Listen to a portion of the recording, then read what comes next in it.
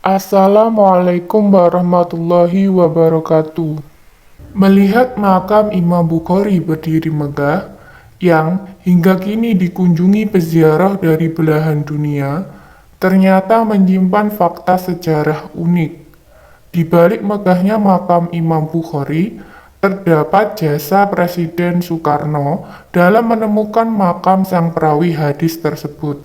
Bagaimana kisahnya? Tonton habis video ini agar tidak ada informasi yang tertinggal. Membahas Insinyur Soekarno tentu tidak ada habisnya. Siapa yang tak kenal dengan sang proklamator bangsa Indonesia, Insinyur Soekarno? Presiden pertama Indonesia tersebut juga dikenal sebagai diplomat ulung kelas dunia. Tak heran, banyak pemimpin negara yang menghormati beliau sebab kepiawaian beliau dalam berdiplomasi. Insinyur Soekarno juga sering mendapat undangan kenegaraan untuk berkunjung ke banyak negara, salah satunya ke Uni Soviet. Pada tahun 1961, Nikita Khrushchev mengundang Presiden Soekarno untuk mengunjungi Moskow. Khrushchev ingin menunjukkan kepada Amerika jikalau Indonesia berada di pihaknya. Presiden Soekarno tak lantas menerima undangan tersebut secara serta-merta, karena beliau mengetahui bahwasanya saat itu terjadi perang dingin pasca Perang Dunia Kedua, antara blok Barat dan blok Timur saling berebut pengaruh negara lain. Insinyur Soekarno tidak ingin bangsa Indonesia terseret dalam situasi tersebut. Seperti yang kita ketahui, bahwasanya Indonesia non-blok atau tidak memihak blok manapun, baik blok Barat yang dipimpin oleh Amerika Serikat atau blok Timur yang dipimpin oleh Uni Soviet. Walaupun non-blok, Indonesia secara aktif ikut serta mengupayakan tercapainya kemerdekaan, keadilan, dan perdamaian di dunia untuk membuktikan kepada dunia bahwasanya Indonesia tidak bisa diatur oleh negara manapun dan tidak memihak blok manapun. Akhirnya Insinyur Soekarno memainkan siasat apik, yakni mengajukan persyaratan kepada Khrushchev untuk menemukan makam Imam Bukhari, sang perawi hadis, jika ingin Insinyur Soekarno berkunjung ke Moskow. Saya akan datang ke Moskow dengan satu syarat yang harus dipenuhi. Tidak boleh tidak, kata Insinyur Soekarno kepada Khrushchev. Apa syaratnya? Tanya Khrushchev. Insinyur Soekarno lantas menjawab, carikan saya makam Imam Bukhari, pinta Insinyur Soekarno. Untuk apa? Tanya Khrushchev. Saya ingin menziarahinya, jawab Insinyur Soekarno.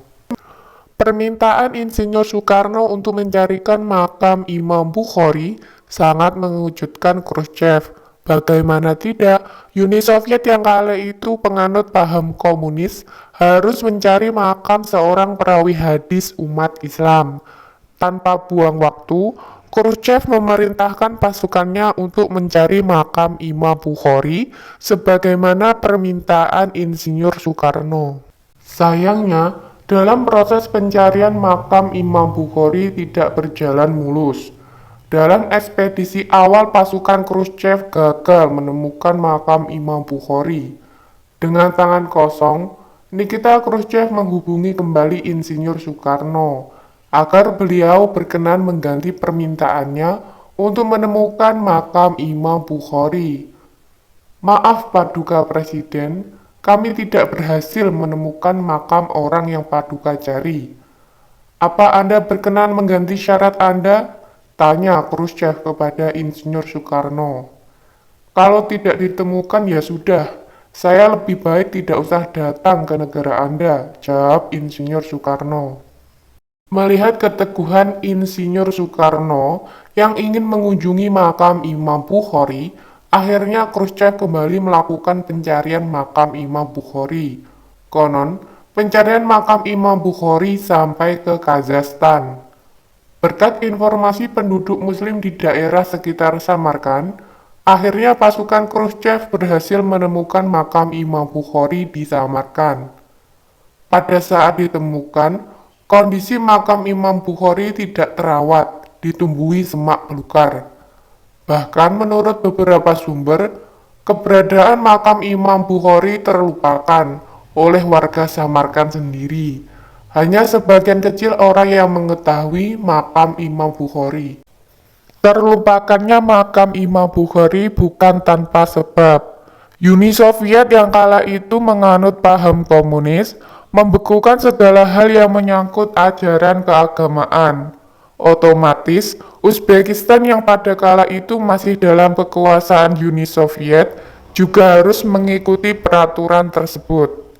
Namun, guna menghormati Insinyur Soekarno yang ingin menziarahi makam Imam Bukhari, Khrushchev memerintahkan agar makam Imam Bukhari dibangun secantik mungkin. Setelah selesai dibangun, Khrushchev kemudian menghubungi Insinyur Soekarno dan mengabarkan bahwa misi pencarian makam Imam Bukhari berhasil. Mendengar kabar tersebut, Insinyur Soekarno tersenyum dan menyanggupi undangan Khrushchev mengunjungi Moskow. Imam Bukhari sang perawi hadis lahir pada tahun 810 Masehi di kota Bukhara. Beliau meninggal pada tahun 870 Masehi di Samarkand, yang artinya tempat kelahiran dan dikebumikan Imam Bukhari masih dalam satu negara, yakni Uzbekistan. Jarak antara Bukhara dan Samarkand lumayan jauh, sekitar 269 km. Pada bulan Februari 2021, kabar baik datang dari bumi Samarkand. Pemerintah Uzbekistan akan melakukan rekonstruksi besar-besaran komplek makam Imam Bukhari. Proyek tersebut dilaksanakan tahun 2021 dan diperkirakan akan selesai tahun 2022. Rekonstruksi makam Imam Bukhari merupakan program Presiden Uzbekistan Shavkat Mirziyoyev. Mega proyek tersebut mencakup 4 hektar area konstruksi-rekonstruksi, luas bangunan sekitar 2 hektar, pelataran dan galeri bawah tanah. Selain itu, akan dibangun masjid yang memiliki daya tampung 9.000 orang dengan 4 menara di sekelilingnya. Para disabilitas juga disediakan elevator yang nantinya akan memudahkan mobilitas. Rekonstruksi tersebut bertujuan untuk melestarikan dan mengembangkan tempat yang sangat bersejarah bagi dunia Islam, khususnya di Uzbekistan. Itulah kisah Insinyur Soekarno yang berjasa dalam menemukan makam Imam Bukhari.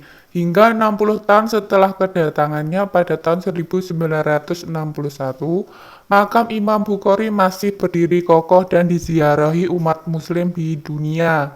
Konon, hanya warga Indonesia lah yang diperbolehkan masuk berziarah ke makam Imam Bukhari.